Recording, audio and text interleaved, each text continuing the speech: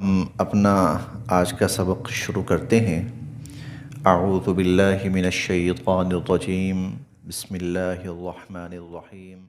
فی بیوتکن من آیات اللہ والحکمہ ان اللہ کان لطیفا خبیرا۔ کل جو آیات تلاوت کی گئی تھیں ان میں خصوصاً نبی کریم صلی اللہ علیہ وسلم کی ازواج مطہرات اور عموماً جتنی بھی مسلمان خواتین ہیں ان کو مخاطب کر کے ہدایات اور نصیحتیں کی گئی تھیں۔ ان ہدایات میں سے ایک ہدایت تو یہ تھی کہ جب بھی کسی مسلمان خاتون کو کسی اجنبی مرد کے ساتھ یا کسی نامحرم سے بات کرنے کی ضرورت پیش آئے تو اللہ تعالیٰ نے وہاں تلقین یہ فرمائی تھی کہ فلا تخضعن بالقول، ایسے وقت میں انہیں نرم لہجے میں بات کرنے کی اجازت نہیں ہے، لچکدار لوچدار انداز میں بات کرنے کی ان کو اجازت نہیں ہے، بلکہ ان کا لہجہ سخت اور کھردرا ہونا چاہیے۔ اور ساتھ اس کی وجہ بھی بیان کر دی تھی کہ اگر کوئی عورت نرم لہجے میں بات کرے گی تو اگر کوئی شخص غلط سوچ رکھنے والا ہے تو وہ اس سے کوئی غلط نتیجہ اخذ کرے گا اور کوئی غلط خیال اور سوچ پال لے گا۔ پھر ایک نصیحت یہ کی گئی امہات المؤمنین کو خصوصاً اور تمام مسلمان خواتین کو عموماً، وقرن فی بیوتکن، کہ انہیں چاہیے کہ وہ اپنے گھروں کے اندر رہیں، یعنی عورت کا جو دائرہ کار ہے وہ اس کا گھر ہے کہ وہ اپنے گھر کو سنبھالے۔ اس بارے میں حضور علیہ الصلوۃ والسلام کی ایک طویل حدیث ہے، اور اس حدیث مبارکہ میں حضور فرماتے ہیں الا کلکم راع وکلکم مسئول عن رعیتہ، تم میں سے ہر شخص ذمہ دار ہے اور قیامت کے دن اس سے اس کی ذمہ داری کا سوال ہوگا۔ پھر آپ نے الگ الگ اکثر بہت سے افراد کا ذکر کیا، حاکم ہے تو اس سے کیا ہوگا، فلاں ہے تو فلاں ہے تو اس سے کیا سوال ہوگا، فلاں ہے تو اس سے کیا سوال ہوگا۔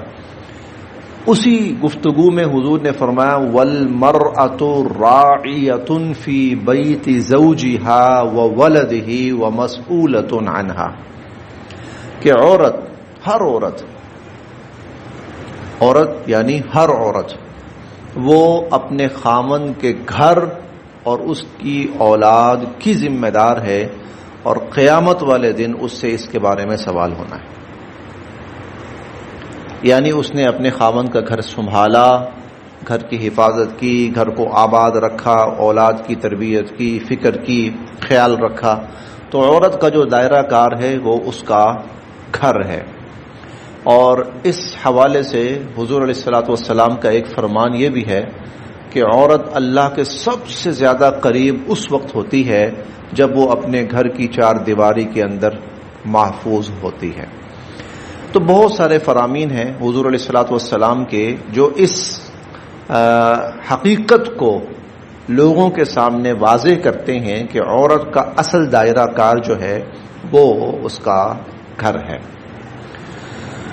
آپ جانتے ہوں گے ایک بڑا معروف نام ہے گورباچوف، یہ غالباً رشیا کا صدر گزرا ہے۔ اس نے ایک عجیب بات کہی، کہتا ہم نے نا عورت کو گھر سے نکالا، اس لیے نکالا کہ عورت بھی مرد کے ساتھ مل کر کمائے اور اس سے ہماری معاشی حیثیت مستحکم ہو۔ کہتے ہیں چلیں اس سلسلے میں تو ہمیں کچھ نہ کچھ فائدہ ہوا کہ ہماری معیشت کچھ نہ کچھ مستحکم ہوئی، لیکن وہ کہتا ہے کہ دوسری طرف اس سے جو خاندانی نظام کی تباہی ہوئی ہے وہ بہت بڑا نقصان ہے، وہ بہت بڑا، اور اس سے معاشرے میں اتنی خرابیاں پیدا ہوئی ہیں کہ حد و حساب نہیں۔ آگے سنیے، گورباچوف کہتا ہے یہ کوئی ممبر پر بیٹھ کر مسلمان امام خطیب بیان نہیں کر رہا، کوئی مسلمان کوئی فلاسفر جو ہے یا اسکالر جو ہے وہ کوئی سپیچ نہیں کر رہا، بلکہ ایک ملحد، رشین جو ہیں وہ زیادہ تر ملحد ہیں، یعنی بے دین لوگ ہیں کہ جن کا کسی اسلام، کسی مذہب شریعت پر ان کا کوئی ایمان ہی نہیں ہے، تو وہ ملحد اور اپنے اس ملک کا سپر پاور کا سربراہ وہ کہتا ہے اب میں اپنی زندگی کا مقصد یہ بنا چکا ہوں کہ جس عورت کو باہر نکالا ہے اس کو دوبارہ اندر گھر میں داخل کرنا ہے۔ یہ گھر میں جائے گی عورت، گھر سنبھالے گی، گھر کی چار دیواری کو محفوظ کرے گی، آباد کرے گی، اب اسی میں بچت ہے، اسی میں خیر ہے۔ تو یہ بات تجھے آج سمجھ آئی ہے بے وقوف؟ 1400 سال پہلے اللہ نے قرآن میں کہا تھا وَقَرْنَ فِي بُيُوتِكُنَّ، ان کو گھروں میں رہنے دو، باہر نہ نکالو ان کو۔ اور پھر اگلی جو ہدایت ارشاد فرمائی تھی، میں نے کل عرض کیا تھا اس میں تھوڑی سی تفصیل ہے، وہ بھی بیان کروں گا انشاءاللہ۔ تو وہ تفصیل یہ ہے وَلَا تَبَرَّجْنَ تَبَرُّجَ الْجَاهِلِيَّةِ الْأُولَىٰ، بہرحال بہت ساری ضرورتیں ایسی ہیں جس کے لیے خاتون کو نکلنا پڑ جاتا ہے، بہت ساری ضرورتیں، مقاصد ہیں، کہیں نہ کہیں عورت کو نکلنا پڑ جاتا ہے، علاج معالجے کے سلسلے میں، بہن بھائیوں سے کہیں ملاقات کے سلسلے میں، کسی غمی خوشی کے سلسلے میں، یا اس طرح بسا اوقات تعلیم کی غرض سے بھی۔ تو اس کی اللہ تعالیٰ نے شرط بیان کی کہ کس صورت میں عورت گھر سے باہر نکلے۔ فرمایا وَلَا تَبَرَّجْنَ تَبَرُّجَ الْجَاهِلِيَّةِ الْأُولَىٰ، کہ عورت کو بن سنور کر باہر نکلنے کی اجازت نہیں ہے، وہ بناؤ سنگار کر کے، میک اپ کر کے تیار ہو کر باہر نہیں نکل سکتی۔ اس سلسلے میں سورہ النور کے اندر ہم تفصیل پڑھ چکے ہیں۔ وَقُلْ لِلْمُؤْمِنَاتِ يَغْضُضْنَ مِنْ أَبْصَارِهِنَّ وَيَحْفَظْنَ فُرُوجَهُنَّ وَلَا يُبْدِينَ زِينَتَهُنَّ إِلَّا مَا ظَهَرَ مِنْهَا وَلْيَضْرِبْنَ بِخُمُرِهِنَّ عَلَى جُيُوبِهِنَّ وَلَا يُبْدِينَ زِينَتَهُنَّ إِلَّا جب عورت باہر نکلے تو کوئی ایسی چیز جو مردوں کو اس کی طرف متوجہ کر سکتی ہے، اٹریکٹ کر سکتی ہے، وہ عورت کی ذات میں نظر نہیں آنی چاہیے۔ یہ اس آیت کا خلاصہ ہے، اور یہی حکم یہاں پر ہے وَلَا تَبَرَّجْنَ تَبَرُّجَ الْجَاهِلِيَّةِ الْأُولَىٰ، کہ یہ جاہلیت کے زمانے کی اور پرانی جاہلیت کی بات کے زمانے میں ایسا ہوتا تھا کہ عورتیں بن سنور کر باہر نکلتی تھیں۔ اس حوالے سے ایک حدیث مبارکہ ہے حضور علیہ الصلوۃ والسلام کی، بہت قابل غور۔ آپ نے فرمایا کہ اللہ تعالیٰ نے معراج کی رات مجھے مختلف لوگ، مختلف طبقات دکھائے، فلاں لوگ یہ اچھا کام کیا تو ان کا یہ اچھا انجام ہوا، فلاں لوگ یہ برا کام کیا تو یہ برا انجام ہوا۔ لیکن آپ نے فرمایا کہ صنفان لم ارہما، دو قسم کے لوگ وہ اللہ نے مجھے نہیں دکھائے۔ اللہ کی حکمت، بہرحال سفر معراج تو اللہ ہی کا ایک خاص معاملہ تھا حضور علیہ الصلوۃ والسلام کے ساتھ۔ تو دو قسمیں آپ نے فرمایا وہ اللہ نے مجھے نہیں دکھائیں کہ ان کا کیا انجام ہوگا۔ ایک فرمایا وہ حکمران جو جن کے ہاتھوں میں کوڑے ہیں اور وہ اپنی عوام کی کمر پر برساتے ہیں، ظالم حکمران۔ اور دوسرا آپ نے فرمایا کہ کاسیات عاریات ممیلات مائلات، وہ عورتیں کہ جن کا لباس ہونا اور نہ ہونا برابر ہے، وہ پہنا بھی ہوا ہے اور پہنے ہوئے ہونے کے باوجود بھی ایسی ہیں کہ نہیں پہنا ہوا۔ آپ نے فرمایا کہ ممیلات مائلات، وہ لوگوں کو اپنی طرف مائل کرتی ہیں، خود لوگوں کی طرف مائل ہوتی ہیں۔ پھر آگے آپ نے فرمایا کہ لم يدخلن الجنہ، اللہ ان کو جنت میں داخل نہیں کریں گے، بلکہ ولم یجدن ریحھا، وہ تو جنت کی خوشبو بھی نہیں سونگھ پائیں گی۔ وان ریحھا لتوجد من مسافۃ کذا وکذا، اور آپ نے فرمایا کہ جنت کی خوشبو تو سینکڑوں نہیں ہزارہ میل سے انسان کو آنا شروع ہو جاتی، لیکن ان پر اللہ نے جنت کی خوشبو بھی حرام کر دی۔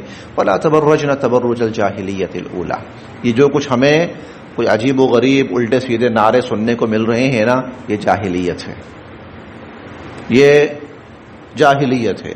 تو قرآن کریم نے پوری دنیا کی مسلم خواتین کو جو ہدایت کی ہے وہ یہ ہے وَلَا تَبَرَّجْنَ تَبَرُّجَ الْجَاهِلِيَّةِ الْأُولَىٰ۔ ہاں ضرورت پڑ سکتی ہے جانے کی تو جب جاؤ تو تمہارا جانا کیسا ہونا چاہیے، بات کرو کسی اجنبی سے تو تمہارا بات کرنا کیسا ہونا چاہیے، واقعنا الصلاۃ، نماز قائم کرو، زکوٰۃ ادا کرو، اللہ اور اس کے رسول کی اطاعت کرو۔ آگے اگلا جو جملہ ہے یہ مخصوص ہے، یہ سب مسلمان خواتین کے لیے نہیں ہے، یہ مخصوص ہے۔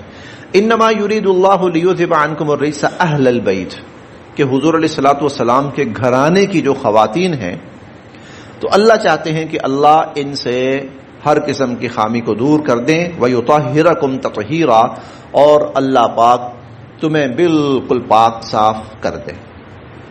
یہ آیت دو بڑے طبقات کے درمیان یہاں ایک نزاع اور اختلاف ہے۔ وہ کیا ہے؟ امت مسلمہ یہ کہتی ہے کہ یہ جو آیت ہے نا، یہ گفتگو چل رہی ہے امہات المؤمنین کے بارے میں، ازواج مطہرات کے بارے میں، لہذا اللہ تعالیٰ کہتے ہیں کہ اللہ یہ چاہتے ہیں کہ تمہیں پاک صاف کر دیں اور ہر قسم کی جو انسانی خامی ہوتی ہے وہ تمہارے اندر سے نکال دیں، لہذا تم مطہرہ بن جاؤ، مطہرات بن جاؤ۔ تو یہ جو آیت ہے یہ حضور علیہ الصلوۃ والسلام کی ازواج مطہرات کے بارے میں آئی ہے اور ساری گفتگو ان کے بارے میں چل رہی ہے۔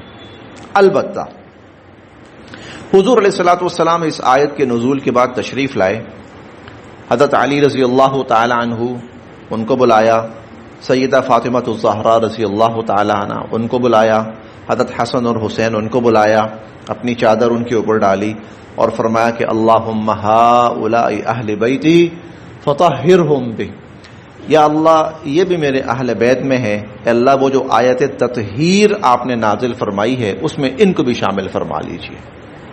حضرت عائشہ رضی اللہ عنہ کہنے لگی اللہ کے نبی میں بھی آ جاؤں؟ تو آپ نے فرمایا نہیں، تم تو ہو ہی ہو، تم تو پہلے ہی ہو، تم یہاں نہیں، یہ میں ان کو بھی شامل کر رہا ہوں جو پہلے سے نہیں ہے۔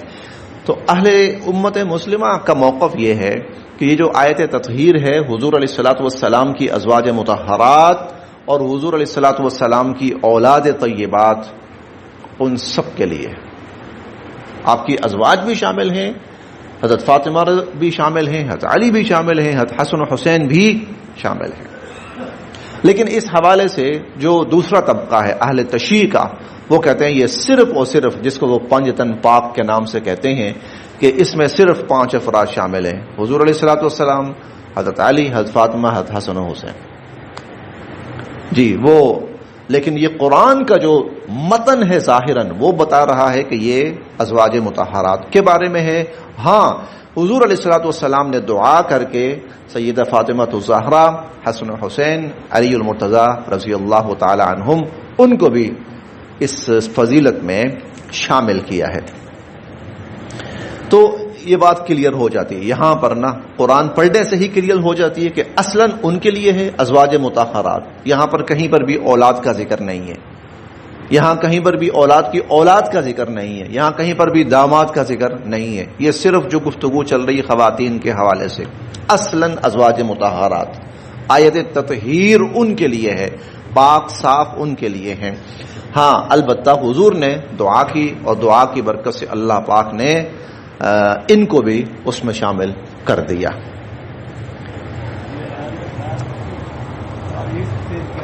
جی گھر والوں میں اصلاً تو بیوی ہوتی ہے، بیوی اور بچے، گھر والوں میں اصلاً بیوی اور بچے ہوتے ہیں۔ دیکھیں جی میرے گھر والے اس میں کون شامل ہے؟ سب سے پہلے میری بیوی ہے، اس کے بعد کیا میں کہتا ہوں نا، ایک طبقہ ایسا ہے، ہاں میں ان کی بات کر رہا ہوں، ان کا موقف ہے امت مسلمہ کے ہاں تو اصلاً اس کے اندر ازواج مطہرات ہیں۔ ہاں حضور نے دعا کی برکت سے، دعا سے ان کو بھی ان میں شامل کیا۔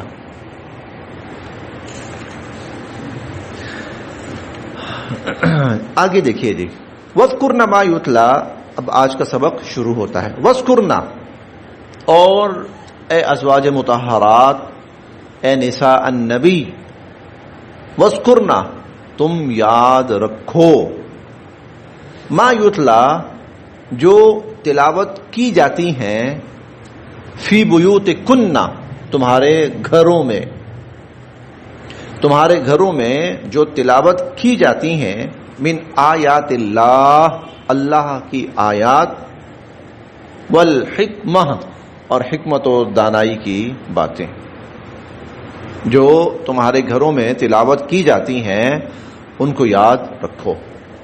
ان اللہ، بے شک اللہ تعالی، کانا، ہیں، لطیفاً خبیرا، بہت باریک بین اور خبر رکھنے والے۔ یہ جو ہے، جو تمہارے گھروں میں تلاوت کی جاتی ہے اللہ کی آیات اور حکمت، اس کو یاد رکھو، اس کے دو مطلب ہیں، اور یہ دونوں ہی مراد ہیں۔ پہلا تو یہ ہے کہ بھائی تمہارے گھروں میں اللہ کی آیات اتر رہی ہیں، تلاوت ہوتی ہیں، لہذا ان کو یاد رکھو، ان پہ عمل کرو، ان کے مطابق زندگی گزارو۔ ایک مطلب بالکل ٹھیک ہے۔ دوسرا مطلب کہ جو کچھ آیات تمہارے گھروں میں اتر رہی ہیں اور جو حضور علیہ الصلوۃ والسلام کی ساری زندگی خانگی تمہارے سامنے ہے، اس کو محفوظ کرو، اس لیے کہ باہر والوں کو نہیں پتا بہت کچھ، وہ تم نے بتانا ہے۔ لہذا جو تمہارے گھروں میں اللہ کی آیات پڑھی جا رہی ہیں اور جو حکمت، یعنی حضور علیہ الصلوۃ والسلام کی ساری زندگی، اخلاق، عادات، خانگی زندگی، سب اس کو محفوظ رکھو، کیونکہ پھر اگلی جو خواتین ہیں اور دنیا ہے ان کو تم نے بتانا ہے۔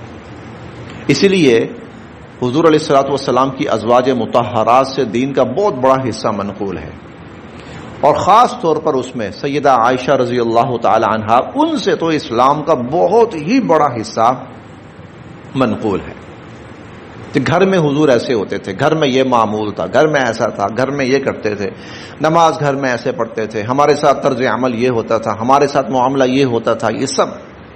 تو یہ آیت دراصل ان کے لیے ایک پیغام بھی تھا کہ اس کو محفوظ رکھو، کہ انسانیت کو پھر آگے یہ تعلیم تم نے دینی ہے۔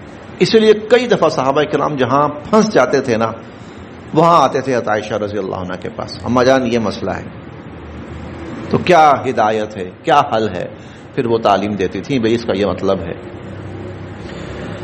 آگے جی، ان المسلمین، بے شک مسلمان مرد، والمسلمات، اور مسلمان عورتیں، والمؤمنین، اور ایمان والے مرد، والمؤمنات، اور ایمان والی عورتیں، والقانتین، اور فرما بردار مرد، والقانتات، اور فرما بردار عورتیں، والصادقین، اور سچ بولنے والے مرد، والصادقات، اور سچ بولنے والی عورتیں، والصابرین، اور صبر کرنے والے مرد، والصابرات، اور صبر کرنے والی عورتیں، والخاشعین، اللہ سے ڈرنے والے مرد، والخاشعات، اللہ سے ڈرنے والی عورتیں، والمتصدقین، صدقہ خیرات کرنے والے مرد، والمتصدقات، اور صدقہ خیرات کرنے والی عورتیں، والصائمین، اور روزہ رکھنے والے مرد، والصائمات، اور روزہ رکھنے والی عورتیں، والحافظین، اور حفاظت کرنے والے مرد، فروجہم، اپنی عزت و آبرو کی، اور اپنی عزت و آبرو کی حفاظت کرنے والے مرد، والحافظات، اور اپنی عزت و آبرو کی حفاظت کرنے والی عورتیں، والذاکرین، اور اللہ کا ذکر کرنے والے، کثیرن، کثرت سے، مرد، والذاکرات، اور اللہ کا کثرت سے ذکر کرنے والی عورتیں۔ اعد اللہ، اللہ نے تیار کر رکھا ہے، لہم، ایسے لوگوں کے لیے، مغفرتن، اللہ نے بخشش تیار کر رکھی ہے، واجرا عظیما، اور بہت بڑا اجر تیار کر رکھا ہے۔ یہ 10 صفات ہیں، 10 صفات بیان ہوئی۔ یہ اصل میں یہ ہے کہ پیچھے تو عموماً خطاب رہا حضور علیہ الصلوۃ والسلام کی ازواج مطہرات سے، مخاطب وہ تھیں۔ یہاں اللہ تعالیٰ فرما رہے ہیں کہ کوئی بھی مسلمان مرد ہو، کوئی بھی مسلمان عورت ہو، وہ اپنے اندر خیر بھلائی کی صفات پیدا کرے تو اللہ کی رحمت اس کے لیے بھی ہے۔ چنانچہ 10 صفات یہاں بیان ہوئی. نمبر 1 اسلام، نمبر 2 ایمان، نمبر 3 اللہ تعالیٰ کی فرما برداری، نمبر 4 سچ، نمبر 5 صبر، نمبر 6 اللہ کا ڈر، نمبر 7 صدقہ اور خیرات، نمبر 8 روزہ، نمبر 9 عزت و آبرو کی حفاظت، اور نمبر 10 اللہ کا کثرت سے ذکر. یہ 10 صفات ہیں جو اپنے اندر پیدا کرے گا. اللہ کا اس سے وعدہ ہے تجھے بخش بھی دوں گا اور بہت بڑے اجر سے نوازوں گا. وما کانا، اور نہیں ہے جائز، لمؤمن کسی مومن مرد کے لیے، ولا مؤمنہ اور نہ ہی کسی مومن عورت کے لیے.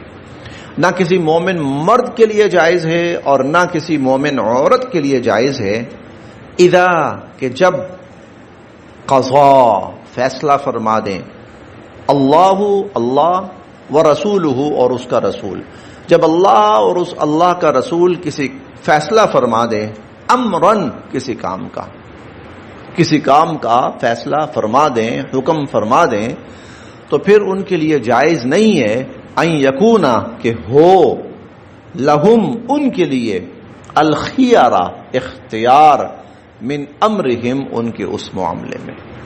جب اللہ اور اللہ کا رسول کسی کام کا فیصلہ فرما دیں تو پھر کسی مومن مرد یا عورت کے لیے یہ جائز نہیں ہے کہ وہ اس میں اپنا اختیار استعمال کرے. ومن اور جو یعصی نافرمانی کرے گا اللہ کی، ورسولہ اور اس کے رسول صلی اللہ علیہ وسلم کی.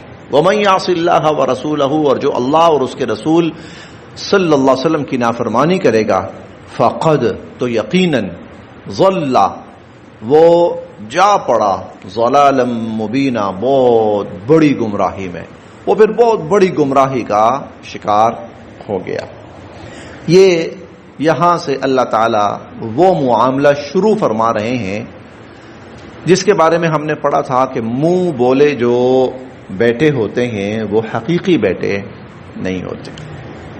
یہ ہم نے 2-3 سبق پہلے پڑھا تھا کہ اللہ نے کسی منہ بولے بیٹے کو حقیقی بیٹا نہیں بنایا اور ان کو اپنے باپوں کے ناموں سے پکارو. لیکن عرب کے اندر یہ ایک بہت بڑی بات تھی، ایک بہت بڑی خرابی تھی. یہاں سے اب اللہ تعالی اس خرابی کو جڑ سے اکھاڑنے کا سلسلہ شروع فرما رہے ہیں. اب یہ کیا واقعہ تھا؟ حضور علیہ الصلوۃ والسلام کے منہ بولے بیٹے ہیں حضرت زید بن حارثہ رضی اللہ تعالیٰ عنہ. آپ نے منہ بولا بیٹا بنایا تھا. یہ زید پہلے غلام تھے حضرت خدیجہ رضی اللہ تعالیٰ عنہ کے. حضرت خدیجہ کا جب نکاح ہوا حضور سے تو انہوں نے یہ حضور کو گفٹ کر دیے. حضور نے ان کو آزاد کر دیا اور آزاد کر کے بیٹا بنا لیا. چنانچہ لوگ کہتے تھے زید بن محمد ان کو. تو پھر جب وہ آیت نازل ہوئی تو پھر زید بن محمد سے لوگوں نے دوبارہ زید بن حارثہ کہنا شروع کر دیا.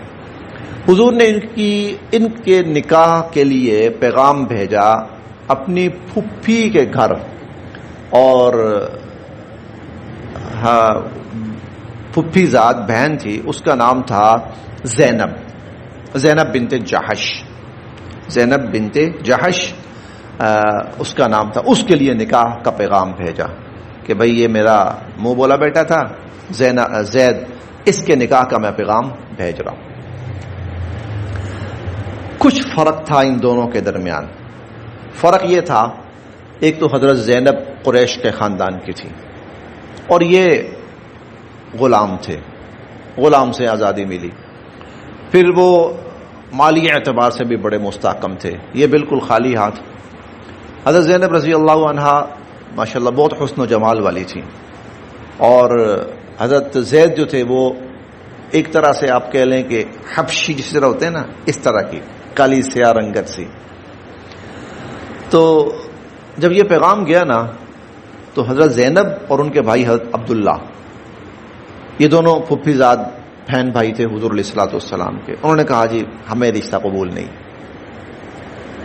ہمیں یہ رشتہ قبول نہیں ہے. اس پر اللہ تعالیٰ نے یہ آیات نازل فرمائی.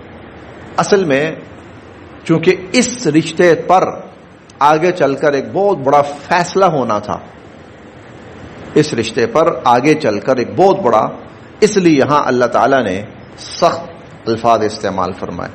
بھئی یہ تو اللہ اور اس کے رسول کا فیصلہ ہو چکا ہے، تمہیں کس نے کہا ہے کہ تم کہو جی ہمیں قبول نہیں. ویسے بھی اس سے ہٹ کر بھی جن معاملات میں اللہ اور اللہ کا رسول فیصلہ کر چکا ہے، مسلمان وہاں اپنا اختیار استعمال نہیں کر سکتا. ہم پڑھیں گے سورہ الحجرات میں ابتدائی آیات، یا ایھا الذین آمنوا لا تقدموا بین یدی اللہ ورسولہ، اے ایمان والو اللہ اور اس کے رسول سے آگے نہیں بڑھنا. ہاں جی ٹھیک ہے آپ کا فیصلہ تو ہوگا، لیکن ہمارا خیال یہ ہے نہیں بھائی. جب اللہ اور اس کے رسول کا فیصلہ کسی معاملے میں ہو چکا ہے کہ یہ کام ایسے کرنا ہے، پھر اس میں مسلمان کا اختیار نہیں کہ ٹھیک ہے انہوں نے جو کہا ہوگا لیکن میری مرضی ہے، نہیں. پھر وہاں ایمان، پھر وہاں فرما برداری، پھر وہاں تسلیم. تو اس پر اللہ نے یہ آیات نازل فرمائی. دیکھیے جی، وما کان لمؤمن ولا مؤمنہ، نہیں ہے جائز کسی مومن مرد کے لیے اور نہ ہی کسی مومن عورت کے لیے. اب یہ مومن مرد کون تھا؟ عبداللہ بن جحش.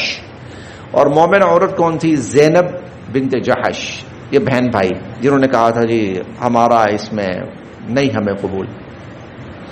ان کے لیے یہ لائق ہی نہیں ہے کہ اذا قضى اللہ ورسولہ امرا، کہ جب اللہ اور اللہ کا رسول کسی کام کا فیصلہ فرما دیں، ان یکون لهم الخیرۃ من امرہم، تو وہ اس میں اپنا اختیار استعمال کریں. ومن یعص اللہ، جو نافرمانی کرے گا اللہ کی، ورسولہ اور اس کے رسول صلی اللہ علیہ وسلم کی، جو نافرمانی کرے گا، فقد ضل ضلالا مبینا، وہ تو پھر بہت بڑی گمراہی میں جا پڑا. بس جی آج ہم یہاں تک پڑھ رہے ہیں، اور کل پھر یہی تذکرہ آگے چلے گا انشاءاللہ العزیز.